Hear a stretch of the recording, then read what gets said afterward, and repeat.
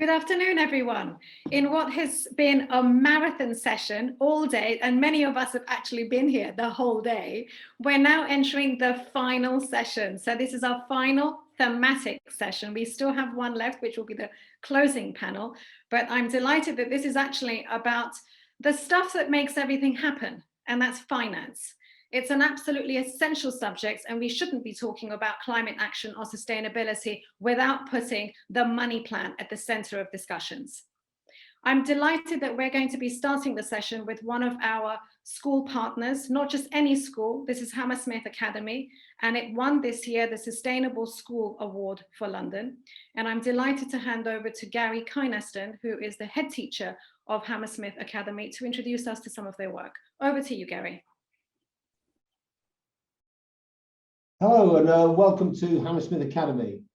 Hammersmith Academy is an urban inner city school with a comprehensive intake with students and staff from a multitude of cultural backgrounds and diverse in all aspects. Our ethos focuses on academic development, citizenship and character. The school community and students individually are passionate about active citizenship, acting now for a better future, both as an individual and within the global community. We use the frame of sustainability to educate students about the importance of nature, the finite resources, and the connection to the food we eat, and most importantly, to recognise that whilst living in a city area, the connection to the climate is their responsibility as much as it is for those who live in the countryside or indeed in other countries. For our students, our small gardens are a basis for developing and deepening their knowledge and understanding of the world around them. All our students, through their tutor groups, have a responsibility of the upkeep of the gardens, the chickens and the guinea pigs. This is a collective responsibility in action. The tutor time programme that we do throughout the whole academic year gives the students the understanding of how things grow and develop through the seasons and the appreciation of the level of upkeep required to keep the gardens viable and sustainable. Being sustainable takes time and effort. Our links with the local community gardens and parks gives us a way to connect with the biodiversity that surrounds us. Only by actively engaging in the sustainability and biodiversity can the students truly appreciate the difference they are capable of. And this is a passion of ours, even if the students live in the inner city. The school's climate summit matters because students today are concerned about the future, their futures, and they are minded to act now. They look towards the adults to support them to create a more sustainable world. And they have clear concerns about the impact the decisions of yesterday and today have on their, as well as others, health, wealth and happiness. Ultimately, as educators, our job is to empower young people to know and understand and act in the best interests for their future and the future of generations to come. And thus the financial aspect is really critical. We are really passionate about making these differences. And we've been really proud to win the Sustainable School of the Year. Thank you and enjoy this session. Hammersmith Academy is about 8 years into a horticultural project. So it started with a small idea and it's grown over the 8 years. One of the things we're really encouraging the school is to get all the students to grow something from seed, particularly vegetables. When we're harvesting anything that we can harvest, we make sure we put some into the food bank every single week. Vegetables, they don't just come from nowhere. You have to plant those vegetables. They take resources, they take water, they take time. So teaching sustainability, it makes people more aware of their actions. We've got chickens, we've got bees, we've recently got some guinea pigs, and we found that actually talking to the students about having animals at school, we are helping the sort of local ecosystem and getting the students involved in that process and caring for the animals and learning more about how they help our local ecosystem is an amazing opportunity for us. To encourage biodiversity in the local area, we've got involved with Rain Umbrella. So a few months ago, we went to our local park with a group of students and we put some acorns and some seeds. We then came back to the school and started planting them in pots. And over the last few months, we've been watering them and looking after them, making sure they have the nutrients they need. Rather than just growing them for the sake of growing them, next year when they're saplings, that we'll be able to plant upward of 20 of those trees within our local area. We had a group of students work with the National Food Strategy to come up with their report about the importance of a balanced diet for students right across the country. We talked about how we could make the London food more sustainable one apple or tomato could actually have such a big carbon footprint that you couldn't even imagine. Well, sustainability itself, you're meeting the needs of the present without hurting the needs of the future. So by being sustainable, we're actively thinking about ourselves, but also everyone around us in the future, and making sure they have something that they can use while we're using ourselves. Thank you. Thank you very much, Gary. That was absolutely fantastic. Our thanks also to Ms. Hodder and Mr. Pillow and Mr. Ho and the students at Hammersmith Academy. And we hope that we may be able to visit you on the school campus before too long. I'm now delighted to hand over to the session chair, who is Gareth Simkins. And Gareth is a distinguished environmentalist. Let me start with that, because Gareth, you've been working on these issues for a very long time. You're also a very active parent. And you are the senior writer at the ENDS report. So you've been reporting on these issues for the business community for a very long time. Delighted to have you introduce the speakers, and the floor is yours. Thank you. Thank you, Madlani. Lovely to see what Hammersmith is doing, and lovely to hear from Gary, of course. Good afternoon, I should say, and welcome to this final thematic session of the London Climate Action Week's London Schools Climate Summit. I'm sad to say I had to miss a lot of it earlier, but I really do look forward to catching up online later. As Madlani said, my name is Gareth Simkins. I'm senior writer at the ENDS Report, the world's oldest environmental business and policy journal. In my spare time, I'm an officer in my son's junior school PTA in Sanderstead, South Croydon, and I'm also part of the school's green team. Now, I think it's particularly appropriate that the final theme here is on finance, how we begin to pay for all of the exciting programs that we've heard about today. I was particularly interested to hear about the Department for Education's forthcoming plan for net zero and to improve the biodiversity of the school's estate early this morning. Now, before I introduce the next speaker, 2 decades ago, just after I graduated from the University of York, I wrote an environmental audit of the campus. One of the points that I made was that students don't just learn about in the lecture theatre, they also learn from the environment around them. So I think it's particularly important that things like how school estates are managed, how they demonstrate things like proper insulation, heat pumps, school photovoltaic systems, sustainable food, composting and other good waste management practices, how they use those to educate the kids, because they learn so much more than just being lectured and spoken to at. I think that ties in a lot with what we heard from Gary earlier. But how do we pay for all of that? That's the key point. So to help us answer that question, I am very proud to introduce our keynote speaker, Dr. Tauni Lanier, or Lanier perhaps, Sustainability Director at Worldwide Generation, a specialist fintech company that focuses on delivering the United Nations Sustainability Goals. She will be offering her recommendations on delivering a Green New Deal for the education sector from her perspective of being a hugely experienced sustainable finance professional, not least forming the Dow Jones Sustainability Group Share Index. Tauni is also a long-standing school governor. So, Dr. Lanier, may I invite you to take our virtual stage? Hello, thank you, Gareth. Happy to be here. You know, as I was reading through some of the things that I needed to prep myself for this, to be here today, what struck me like so incredibly like a bolt out of the sky is that when I've been doing sustainability since last century, so it's been a very long time. And one of the things that we keep on talking about is doing today to maintain our planet for the future. And it always seemed like to me that we kept the next gen actually out of the conversation as if they were in the room. So I'm really happy to be part of this because they are in the room. They have a voice. They should be talking to us. They should be actually giving us good information of how they see the world. How do they see their generation? How do they come up with solutions?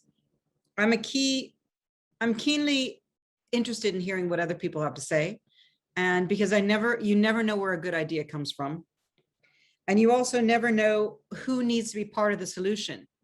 I mean, if we can talk about a 7th grader in the United States that he found that Braille printers were too expensive. So what he did is he built a Braille printer using his Legos, and he made the software and the design completely free.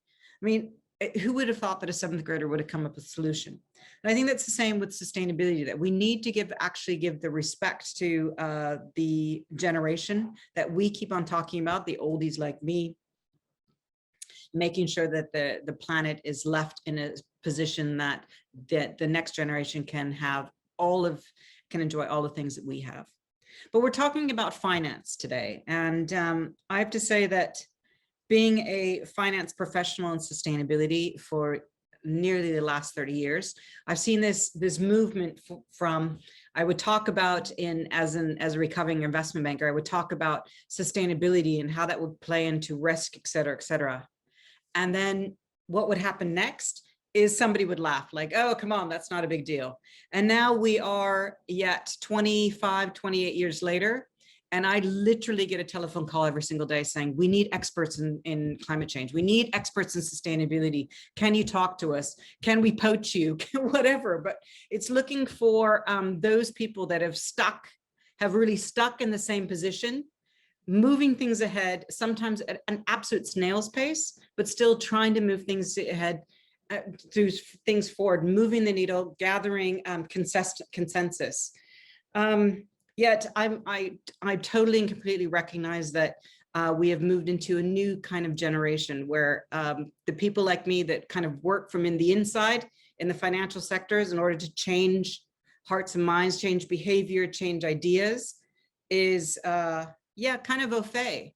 It's almost as if, the activist, the citizen activist, the student activist is the one that's actually moving the agenda and moving the whole agenda forward. And I am hugely respectful of that, and hugely, I'm in awe of it, because I'm not very good at social media, but gosh, the things they can move, it's like they can move mountains. But yes, I've been a school governor for about 12 years, and from an inner city school in London. I adore it. I love it. I am a school governor, not a parent school governor, but one that actually is part of the council.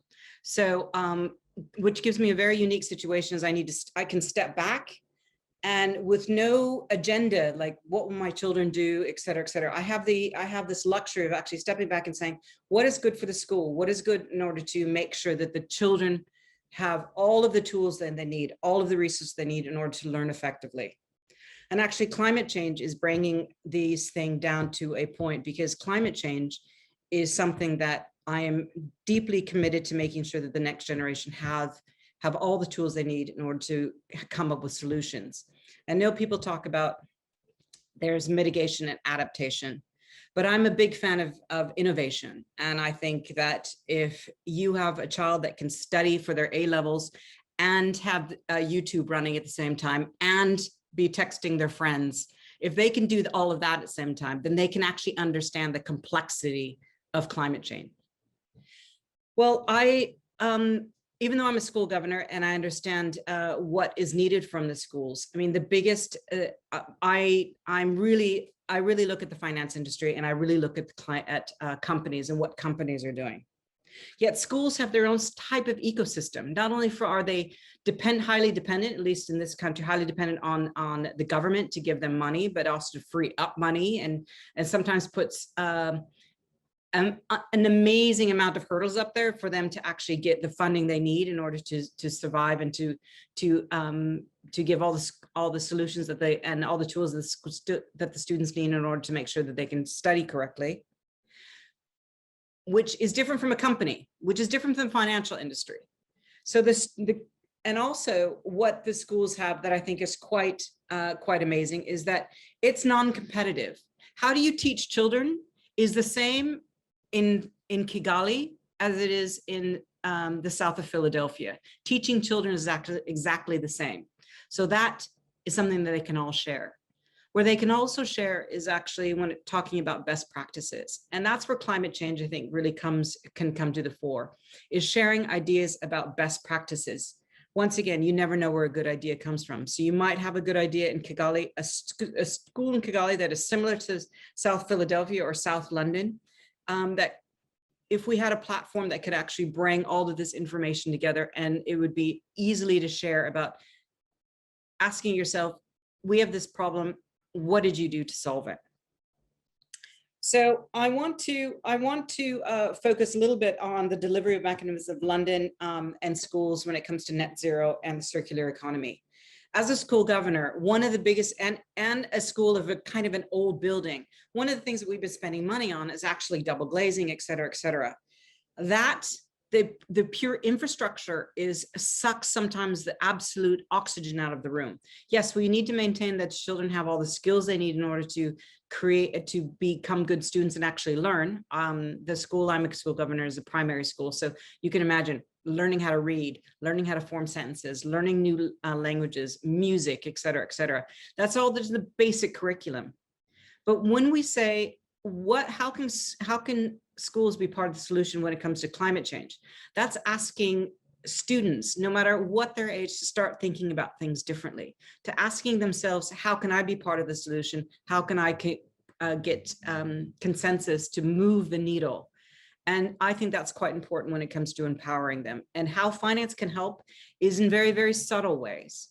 So I'm on the finance committee at my school, and we do think about how can we give the tools that these children need in order to make really good decisions.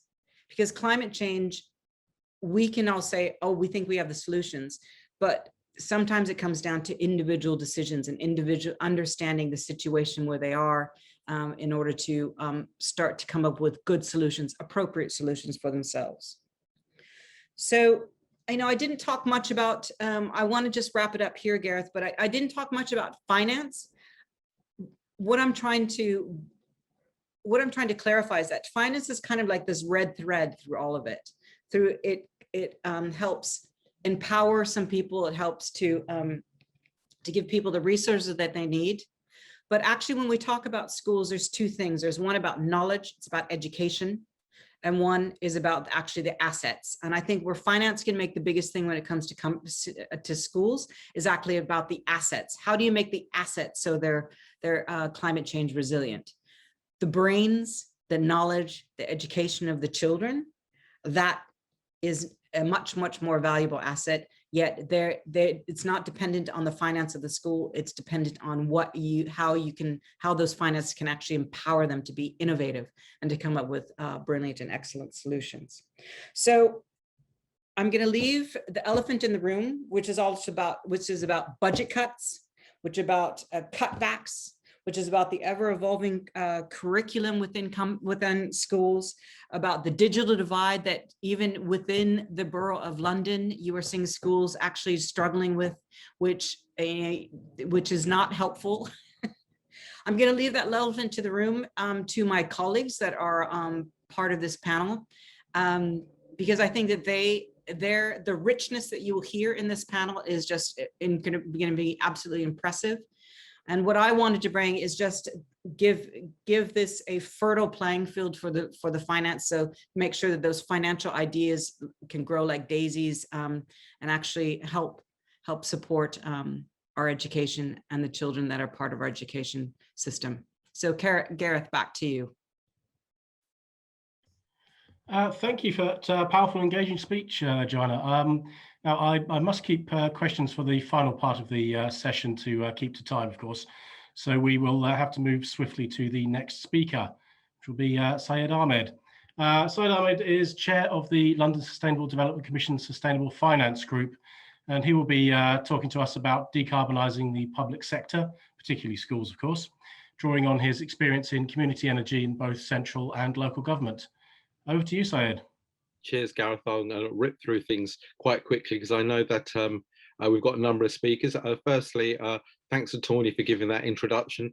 Always useful to kind of frame the kind of challenges out there that are in the real world, and bringing decarbonisation to the table to teachers is always a challenging thing. So they've already got so many things on their plate. So just a few thoughts from me with a number of hats on. Like I think many of us around the table, we've got a number of hats. So one is a kind of a researcher and campaigner about decarbonised issues in London with my own kind of day job, Energy for London. Something I do with Jo and her colleagues in community energy groups, the chair of Community Energy London. And finally, just a quick series of thoughts around some of the work I do at the London Sustainable Development Commission. And I hasten to add, when I became chair of the Green Finance Group. It was one of those situations where everybody else stepped back, and I was eating a bun at the time, and I was just the one who was left there to be the chair, and not much else has changed a year on. Just to preface what I'm saying is, I thought I'd ask an expert on some of this before I go into some of my slightly boring energy wonkery. And my 14-year-old daughter came into my shed about half an hour ago. I told her I was in the school's climate summit. She gave me a shrug. I said, can you remind me what you've done in the school about climate change? She mumbled something about the Antarctic. Not much more than that. And I've been taking her on marches for 10 years, for God's sakes. So you'd have thought she'd know a bit more than that. And then when I asked her about what around the school has been something that she can really relate to in terms of trying to make their building, more low carbon, and she just said the boiler goes out every winter and they've had to do art in their coats. So not much has changed really for my school back in the 80s, actually, around Camden and Holloway. So that's a bit worrying, and just goes to show you the scale of the challenge that we have in terms of upgrading our schools. So very quickly, a couple of things.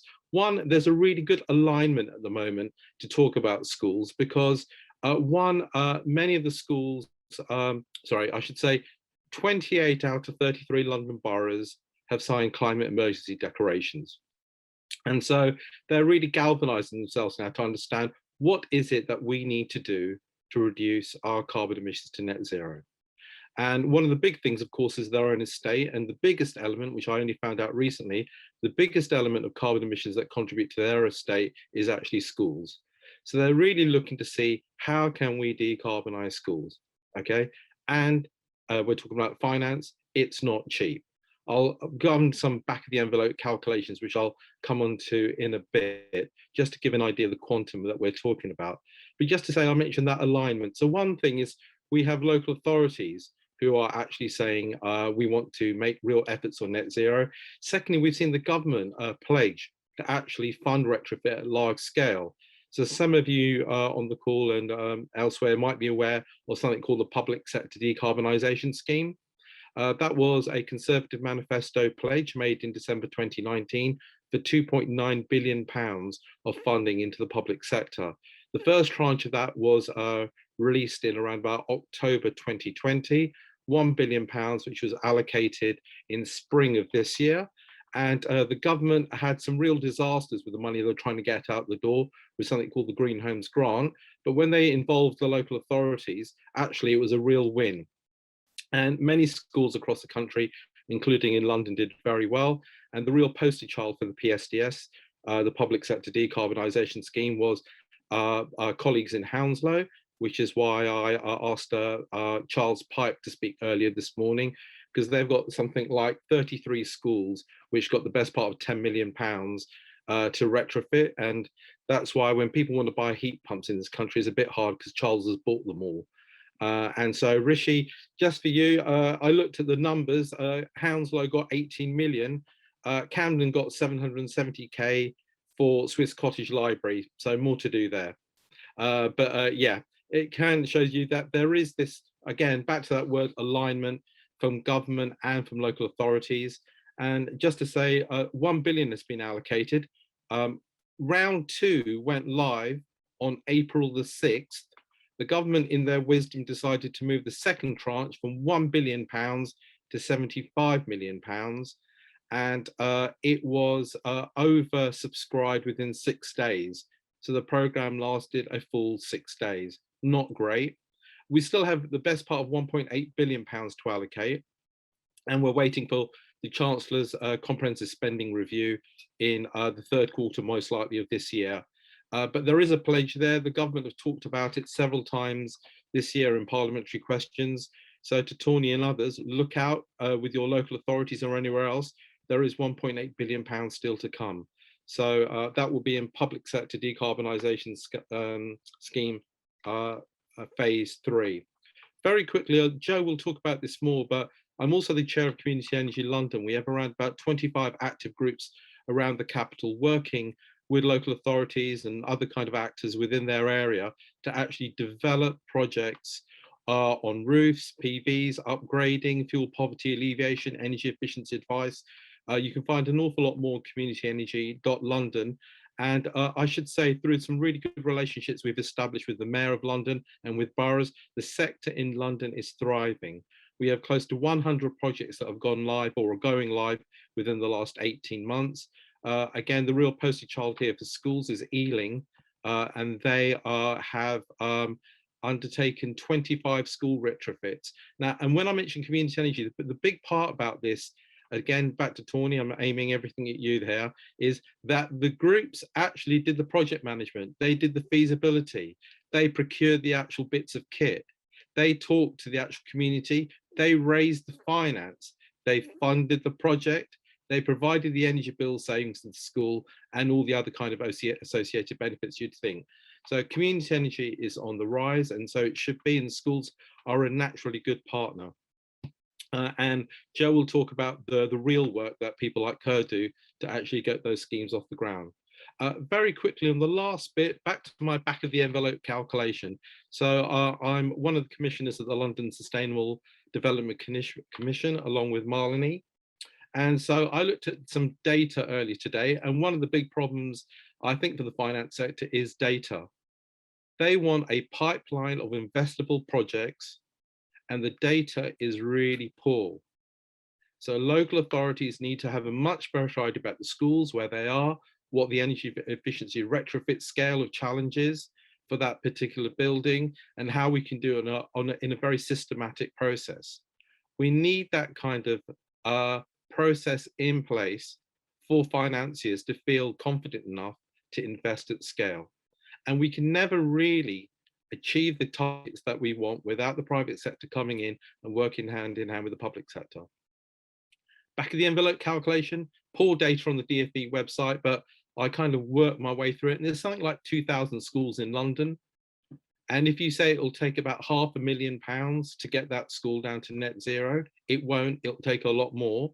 But let's say £500,000, that'll mean roundabout you'll need £1 billion to actually get those schools down to net zero. And it won't be $1 billion, it'll probably be 2 or 3 times that, about £3 billion across London alone. And so we really need to, so, you know, in that public sector decarbonisation scheme, London could take all of that money purely for schools, never mind all the other public sector buildings like university, hospitals and everything else. So that will give you what the scale of the challenge is.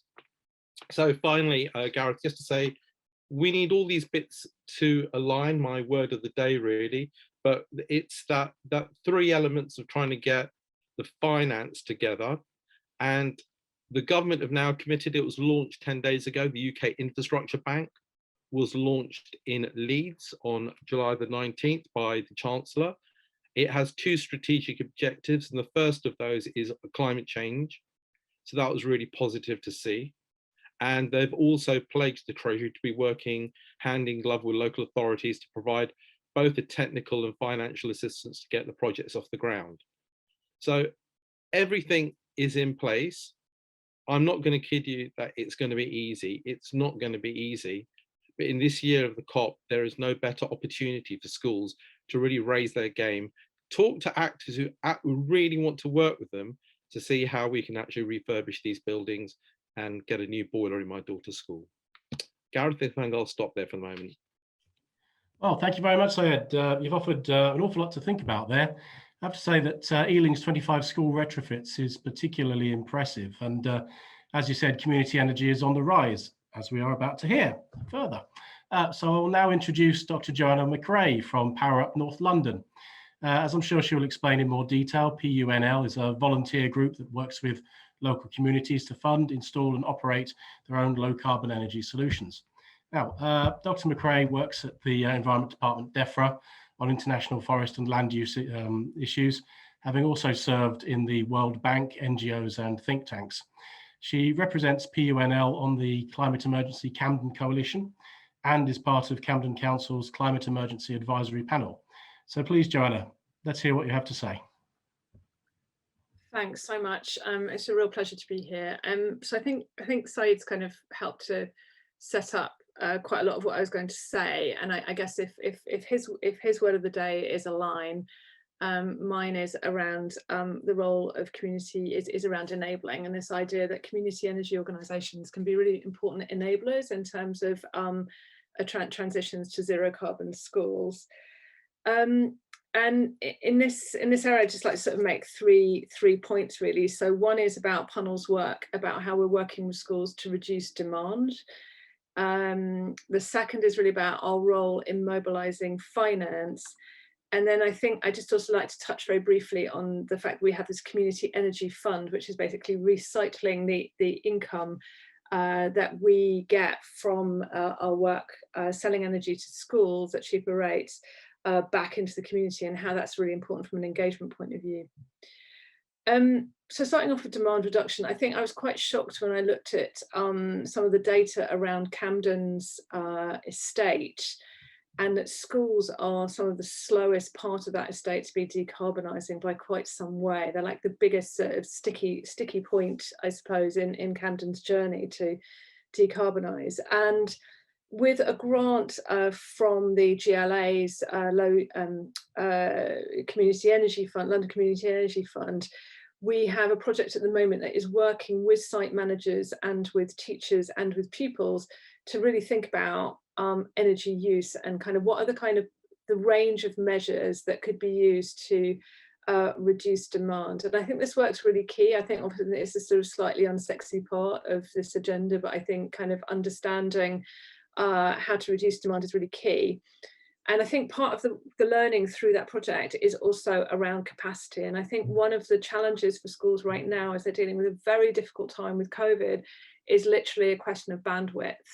That teaching staff are very stretched, and part of the role that we as a community energy group are playing is to serve as a bit of a force multiplier to increase the capacity of the school to be tackling these issues, both about reducing demand and also what is the right measures that they could be putting in place in order to decarbonise their buildings and their work.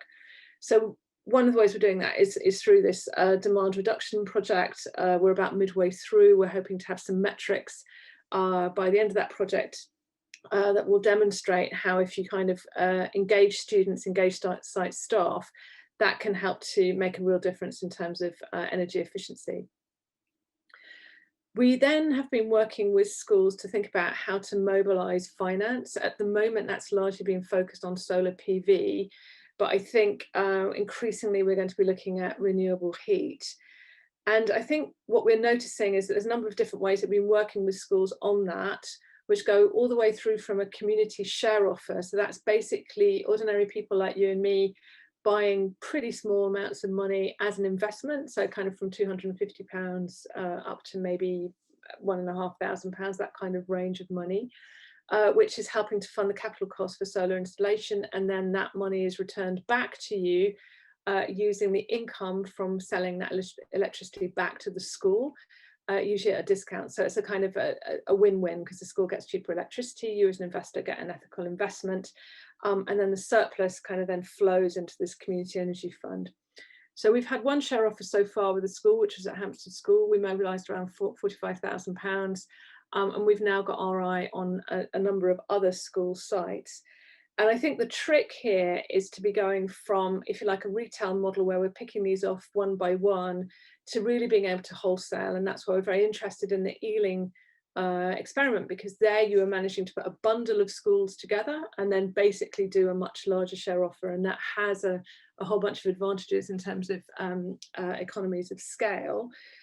So I think there's a kind of piece around how community energy groups can both mobilise money from the community, but also be helping to build the pipeline that Syed was talking about in order to then leverage money from other sources. And I think one of the conversations we need to be having is, what are the right sources of funding? Is it right really to be looking at the kind of rare amounts of highly concessional grant-based funding to do the stuff that you probably could fund through a community share offer, where maybe it might be better just to keep that actually for the really difficult stuff like renewable heat. So I think we need to get a bit smarter about the different revenues, different funding streams that we're using for different elements of this work.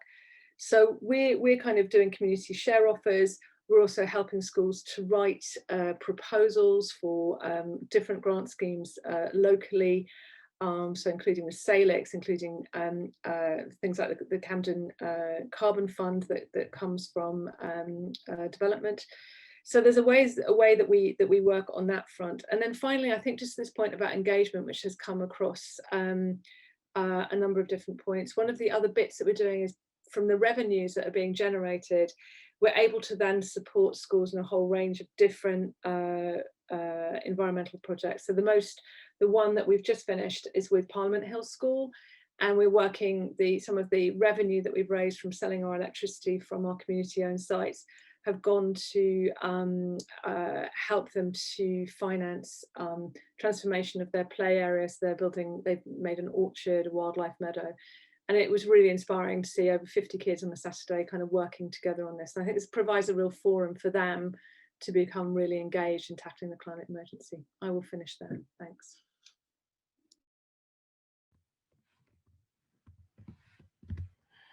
Okay, where was I? Sorry. So thank you very much, Joanna, for that very interesting speech indeed. Lots to engage with, and I've got written down a lot of questions earlier, so caught me on the hop there. Our fourth and final speaker is a fine choice for the panel, if I do say so myself. He combines being NatWest's Head of Sustainable Banking with being a Camden councillor. So please welcome Councillor Rishi Madlani. Thank you, Gareth, and thank you for inviting me to speak today and say a few introductory words, and obviously we'll get the strength from questions and answers. So by way of summary, I work within the NatWest Group's Climate Centre of Excellence, a small but perfectly formed team that tries to transform an organisation. Anyone who knows me knows over the last 17 years, I've been building my carbon army within NatWest, whether it's the 1,200 senior leaders taken through climate change training at the top. You're never too old to go back to school and learn more about climate and understand how to apply it to your business areas, or my 2,000 strong Sustainable Futures army of younger people and normally early careers people who are helping us challenge bank decisions and change the organisation. Tauni's opening comments referred to perseverance, and that's something I've definitely learned over the last 17 years, whether it's the 5 years it took me to get the bank to issue its first green bond, or launching new business lines, our green mortgage product launching last year. Sometimes you need to take a few hits along the way. I suspect an analogy for football along tonight as well later on. I also serve on the boards of the UK Sustainable Investment Finance Association and the Renewable UK board. So I've been doing this. I started my career financing renewables, and I actually moved into this space wanting to actually, how do I scale this? How do I improve this? So over the last especially 5-6 years when I've been more focused on strategy, I've effectively stalked our directors at the bank and made sure that they were climate aware, because actually these are the skills you need to know. I think it's very relevant, speaking at an education summit today and speaking to schools.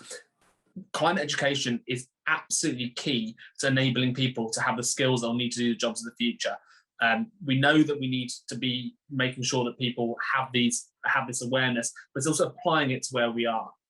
As Gareth referred to, outside the bank, I'm a councillor. I represent Bloomsbury ward. I have two French schools in my ward. I don't have many, unfortunately, no Camden schools, but I do have 6 universities. So I engage a lot with the higher education sector around this. And this is not easy. The higher education sector, which has historically had better cash flows, obviously lockdowns created more challenges, has found it problematic. I spent 10 years on the board at the London School of Economics, and it took us a long time to improve our campus. And you look now, and I'm proud to look back at that site and look at how energy efficient our buildings are, award-winning buildings, for making sure we design that in. But we also got things wrong. The school won't put on the public website that the borehole didn't work, but actually it's important we learn, test and learn, and I think this is really important amongst the schools community. So how has this worked? Last year, I'll start with my NatWest experience, and I'll touch briefly on, and then on Camden. I'll try and keep this short and sweet so we get to questions. Our new CEO came in. We're very rare, and sadly rare in the FTSE 100 to have a female CEO and CFO. It does, I think, proves the point to me that diverse decision making helps. But we launched a new purpose and strategy. We put enterprise, learning, and I'll talk briefly about our Money Sense Schools programme, and climate at the centre of our strategy. This for me was a pyrrhic and exhausting moment to realise that we got climate to the top of our board's agenda, but actually now the hard work of implementing what that actually means. You might be asking, why is a bank interested in climate? And that will be a first question to ask. But actually, as Syed alluded to, the 3 billion for the schools that needed, or the 10 billion to retrofit our homes that the Deputy Mayor will have spoken about this morning, there's a large amounts of finance that are needed to tackle these problems. So we need to tap our existing capital sources, and the bank is a very good place for that. When you think about where's NatWest's exposure, 60% of our exposure, our highest climate related exposures, and this is no secret, it's in our task force on climate disclosures. You can read 68 pages, I'll give you a quick summary now, is in real estate. So whether it's the mortgage book we have and the homes that will exist, some 80% of those will exist in 2050. How do we make sure we help people to improve their homes? Similarly with commercial real estate. These are big areas that we need to think around. And similarly, schools buildings come into this territory. When are you maintaining and upgrading your buildings? How are you factoring climate into everything you do? Dr. Macrae had helpfully referred to some of the work at Camden. The Climate Citizens Assembly brought and changed the borough's policies, that we now have climate considered in every decision-making body. We changed the constitution at the borough. Now that was really important for me, because otherwise I'd been that voice on group for the last 7 years as a councillor, raising what's the electric vehicles, what are we doing about energy efficiency in every policy paper that came to group. This needs to be systematic, and this is my challenge to schools leaders, to people in the schools. How are you putting that into every decision you make? Thinking about what is not just the solution, what is how are you applying a climate lens to everything you do?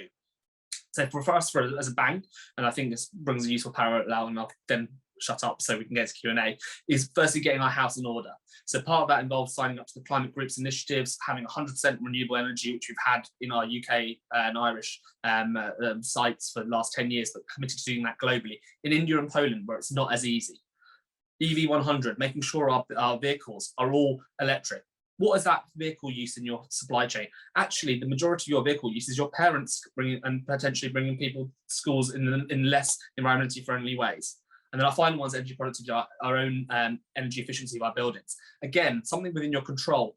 Think around, there are also huge social co-benefits. Making warmer, more comfortable schools is better for the health and well-being of our students. We really need to be making that case. There are health benefits of acting quickly on climate. Obviously, that's not just the only bit we do. We've had to make sure we restrict our higher carbon activity, and that's been a journey. So we're phasing out coal, but actually part of that is also supporting the transition. The UK's largest Europe's largest coal power station is the Drax power station. It's now a 3/4, I think it's fully biomass now. Actually, it was 3/4 biomass when I last spoke, but I think it's fully, they've converted the last unit. Now, if we'd been chosen not to support them in that transition, we could have chosen not to do that. But actually enabling them to become a lower carbon energy source is really critical. And then the final part, and I'll then pause because I think we really made questions, but it's what the championing the goods and products and services that we need.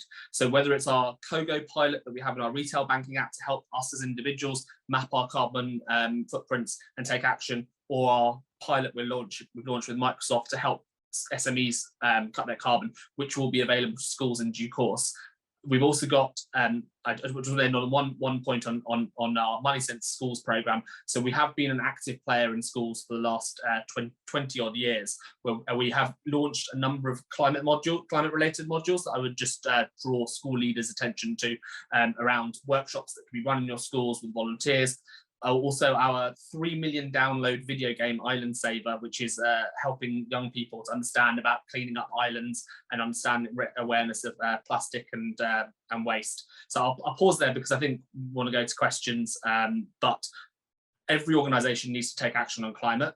You need to start now. You need to think about it across every decision you make, and you have a lot more levers than you realise when you start thinking around this. So that's my challenge to everyone at the summit today.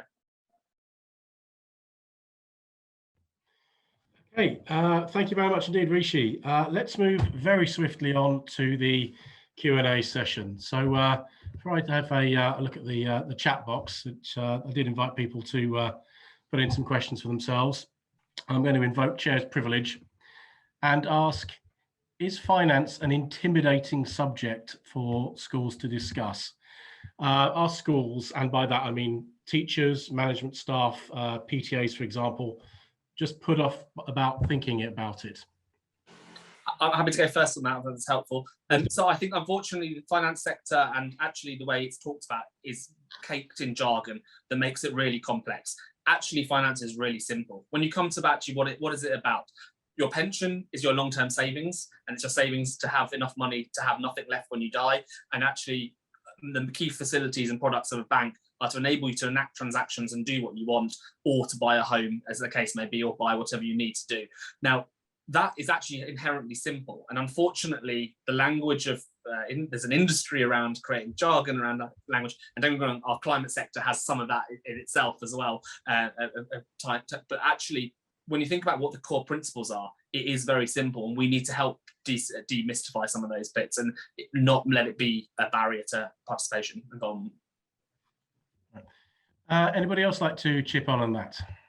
Just very, very briefly, Gareth, if I may. I mean, I think it's not only the finance stuff, but actually renewables can feel quite complicated. So it's like for schools, I think one of the biggest barriers to getting a lot of this work done is that people are really busy. They feel they just don't have the kind of time and the energy and the skills.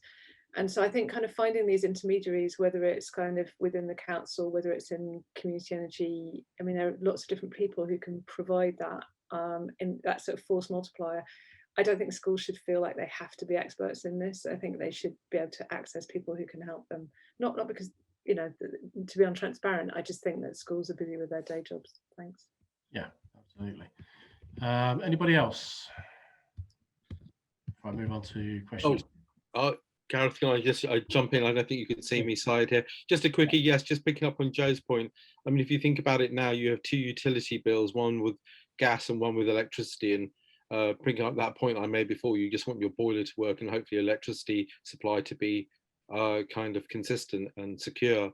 We're asking schools to suddenly have high-tech bits of kit on their roof, in their boiler, which are going to, and also smart controls so they can interact with one another, and then smart tariffs so they can maybe export their power at times when they don't need it on site, maybe integrate, you know, storage. So I have complete sympathy with schools. And of course, it's not really helped by the stop-start nature of some of the funding programs, and also a paucity of skills in actually making sure that we fit this. So we are at a difficult point in trying to engage lots of actors into the conversation. It will get easier. It's a lot easier now than it was 10 years ago, because people are talking about things like heat pumps and solar and EVs and smart tariffs and batteries. That was not on anybody's radar 10 years ago. And London, indeed the whole country, will look completely different again on the energy perspective in 10 years' time. So yeah, it's not easy, but the change is coming. And it's good for all of us to get involved in some of these things. There are some really good organizations there that can hand-hold you through this. And ultimately for schools, you will be, if you have your scheme properly introduced on site, saving money that you can redirect to proper frontline services that you need to, you know, that are your main priority. I, as a school governor and sitting on the finance committee for intercity primary school, one of the things that always is top of our list is how we use finance actually is a lever, kind of like the oil to the engine. It's really to facilitate the educating of the children and to keeping children safe. And I think if we tie climate change into the safety aspect of it and education, and I'm really quite pleased to be actually a governor of a school whose headmistress is absolutely amazing. And she gets the children really, really enthusiastic. I mean, one of the things that I struggle with actually when it comes to climate change, and actually I have a PhD in climate change, is that how do we get the young people involved is to make it fun. Actually coming up with good solutions around climate change is immensely fun. I mean, if you look at Rishi's face when he talks about, oh my God, I did this and I stalked the CEO and, you know, I wrestled him to the ground and fed him with climate change stuff. He's like super jazzed about that. I think that's one of the things that we need to also portray to the children is that finance, yes, finance is important to make sure that the cogs are oiled. But the next step is how can that help facilitate the fun in coming up with absolutely brilliant solutions to keep children safe? I mean, that's always where I come from. And finance is my world, but it is not the end all. finance just helps facilitate the things that we really are important. There's another, sorry, real frog in my throat today, I do apologise. There's another factor that I don't think anybody brought up yet, which is the forthcoming heat and building strategy. And so far as I understand from various sources, it's going to change how what we call the policy costs of energy are distributed between gas and electricity. At the moment, they're all on electricity, which made sense when it was largely powered by coal. And now it largely isn't, very much largely isn't. So it makes no sense at the moment to essentially have cheap gas and more expensive electricity. So it's probably going to be, there's probably going to be a phase down. I'm not absolutely certain yet. We're just going to have to wait for the strategy. But shifting policy costs, which means more raising bills on gas while making electricity cheaper, is definitely going to focus a few managerial minds onto the wisdom of installing heat pumps. And of course, not necessarily air source heat pumps, as I'm planning to install on this very house at some point later this year, hopefully. But hopefully ground source heat pumps, because a lot of schools have a huge amount of land they can use. So wondering what you're thinking about the prospects of that. Well, a quick comment from me. Yeah, so as you quite rightly say, Gareth, the majority of policy costs have been on electricity for some time, and electricity is decarbonising. But the one thing to remember as well from a household perspective is that 2/3 of the energy we use is actually gas. And so shifting that policy cost to gas will have a fairly regressive effect on those members of society who are particularly vulnerable to energy bill price increases. So it's a challenging ask. I would say that government have been obsessed with things like tariff switching for the last 15 years or so, when really they should be focusing on energy efficiency.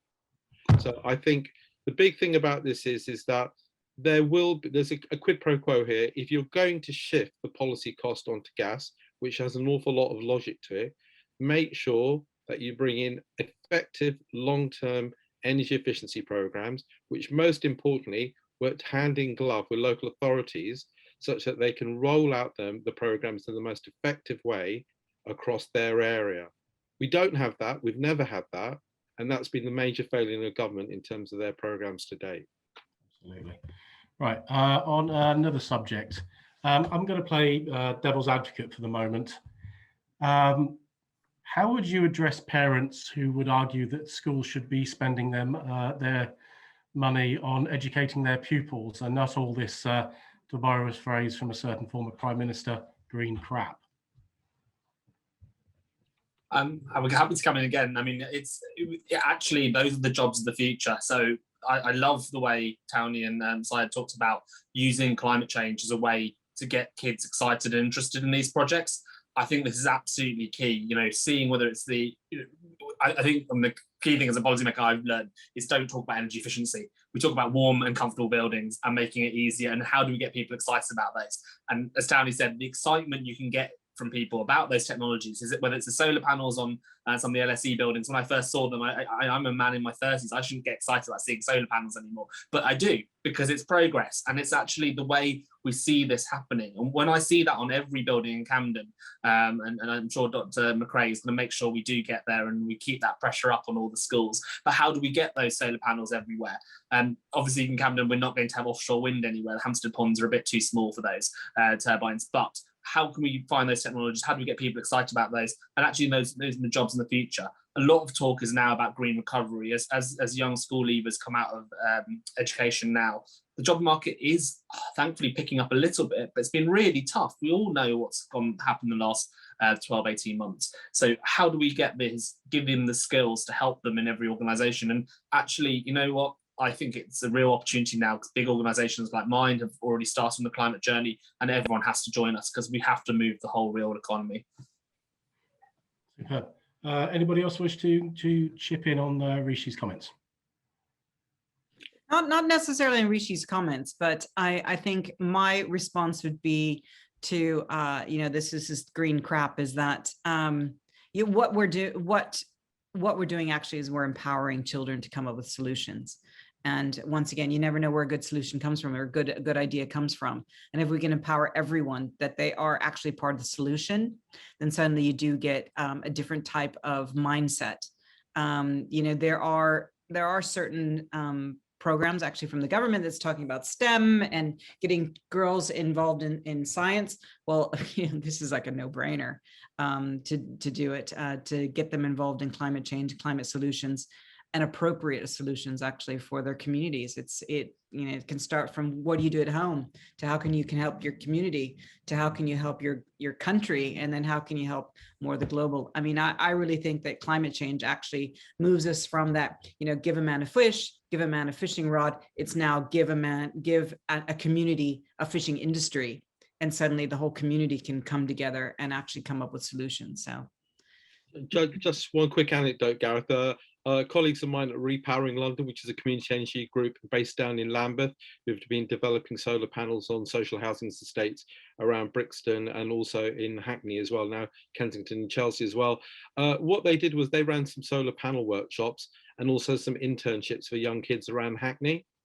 And one of the talks I went to back at Rio Cinema a couple of years ago, on a very hot day when England were playing a game as well, so we didn't have a great turnout. But just to say very quickly, what the mum said was that two of her boys in Hackney went to their solar panel workshops, went to the internships, and they did it for about a week. They're not going to be solar panel installers, they're not nuclear engineers.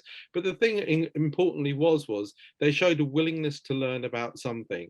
And when they put their CVs in for jobs with other kids, they got the jobs, because it was that desire to learn something new, the willingness to engage, and also that kind of like extra effort. They went above and beyond school. So these are things, okay, so you learn about this stuff. It's not going to necessarily mean you're a heat pump engineer, but it is going to give you an opportunity to work somewhere, anywhere in the technology industries or beyond. It's that willingness to learn. And I think that was an important lesson that's always stayed with me. Those kids took their first step on their career pathway in a challenging part of London. Actually, going back to something you mentioned earlier, which was the local authority managed aspect of the Green Homes grant. Why has that been so successful, whereas the supposedly main element of the Green Homes grant was, well, little short of disastrous? What do you think the school sector can learn from that regarding the split between council managed schools and academies, and for that matter, the independent sector, which was raised in the comments? There was a question, do community energy groups work with the independent sector as well? Joe, yeah, go ahead, Joe. Sure. Well, I've tried to answer that question in the chat. So, I mean, as far as we're concerned, it's all just like one planet, and we are actually just working with an independent school to develop that and to develop a project. So no problem there. And I've just put my details there, Helen, for you to talk to. I think just in terms of the kind of the broader question around like how does this interface with budgets, and, you know, are we taking money away from one thing for another? I think I mean, that's obviously a slightly problematic way of sort of seeing how resources work. And I think you know, the funding for this type of work comes from potentially quite different budgets. It's not like it's sort of raiding the education budget per se. And I do think, done well, you can actually be releasing funding. I mean, one of the things we found quite interesting with a number of our school collaborations is that I don't think schools were actually very across how much energy they were using, and didn't actually realise that they were outliers until we started to measure that as part of preparing for solar install. And that then prompted a conversation of saying, crikey, we're just sort of leaking energy all over the place. Which has then in turn sort of, you know, prompted more on energy efficiency. And then of course, actually, if you organise things like solar and heat right, you can actually be saving money over the midterm. So I think we need to just have those conversations, and yeah, just be encouraging people to really look at the data quite hard. Thanks. Unfortunately, I've got to go to another meeting, but it's been such a pleasure. So thank you so much. Thank you, Joanna. Cheers. On that note, I'd like to thank the whole panel, Rishi, Syed, Tauni, and Joanna, for a really, really interesting session. I personally learned a lot, I have to say. And I'm sure I'll be using that at my son's school, which, for that matter, was my own many moons ago. So I will now have to call it closed and hand over to Madlani.